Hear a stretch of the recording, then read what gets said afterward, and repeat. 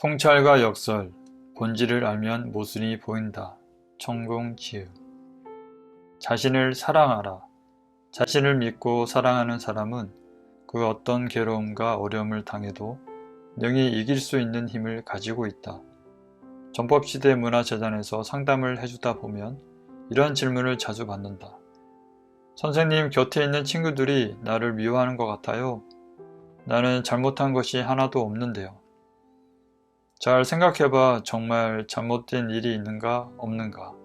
원인 없는 결과는 없어. 깊이 생각해보니 있는 것 같아요.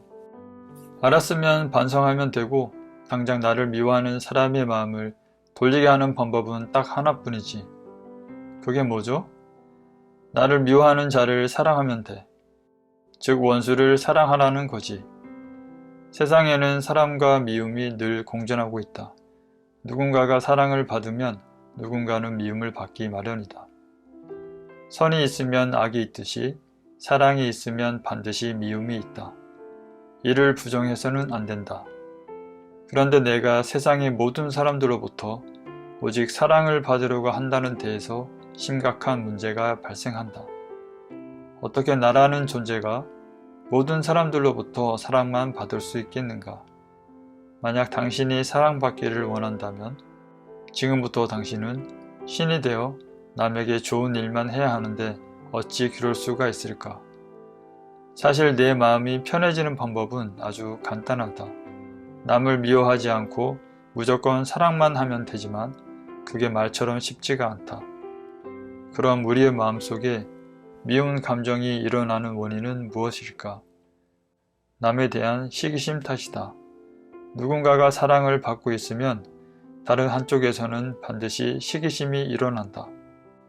남이 잘 되는 꼴을 보지 못하는 것이 인간의 본능이기 때문이다. 그러므로 내 마음이 편하려면 사랑도 미움도 그러려니 하고 그저 대자연의 이치로 받아들이라는 것이다. 그러다 보면 당신은 어느 날 모든 것을 초월한 도인이 될 수 있다.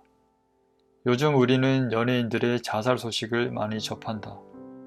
대중들이 함부로 내뱉는 거친 악플을 견디지 못하고 스스로 목숨을 버리는 안타까운 일이 종종 발생하고 있다. 나는 이러한 일들을 바라보면서 한동안 심각한 고민에 빠진 적이 있다. 난 부러울 것 없는 그들이 왜 쓰레기 같은 악플들을 견디지 못하고 그 귀하디 귀한 목숨을 버릴까? 연예인들의 자살 사건이 발생할 때마다 사회학자와 정신과 의사들은 그 원인을 악플을 단 사람들보다 자살한 사람의 심리 상태와 정신력 문제로 돌린다. 하지만 내 입장에서 보면 이것은 헛소리에 지나지 않는다. 그것은 그들만의 문제가 아니라 이 사회의 구조적 문제가 더 심각한 원인이다. 대중에게 노출이 많이 된 유명인일수록 정신적으로 약한 멘탈을 가질 수밖에 없다. 왜냐하면 그들은 대중에 의해서 인기가 올라가거나 하락하기 때문에 늘 대중을 의식할 수밖에 없다. 그러다 보면 자신도 모르게 심리 상태가 공황 상태에 빠지게 된다. 때문에 그들은 평소 멘탈을 강하게 단련시키는 훈련을 해둬야 한다는 것이다. 나는 이것을 대자연의 법칙으로 풀려고 한다. 대자연은 항상 3대7의 법칙에 의해 움직인다. 나를 사랑하는 사람이 30%라면 70%는 나를 미워하거나 감심이 없는 사람이다. 그러나 나를 사랑하는 사람이 점점 늘어나서 70%가 넘어서게 되면 나머지 30%의 사람은 저절로 대자연의 법칙에 의해 끌려오게 된다. 그러므로 모두가 자기 자신을 좋아하거나 사랑한다고 믿어서는 안 된다는 것이다. 따라서 나를 미워하는 사람은 그대로 두면 된다. 또한 SNS에 악플을 날리는 이들은 대개 약자들이다. 유명인이 잘 나가는 것을 부러워해서 악플로 대신하는 것에 지나지 않는다. 물론 악플을 읽으면 정신적 충격을 받을 수밖에 없다.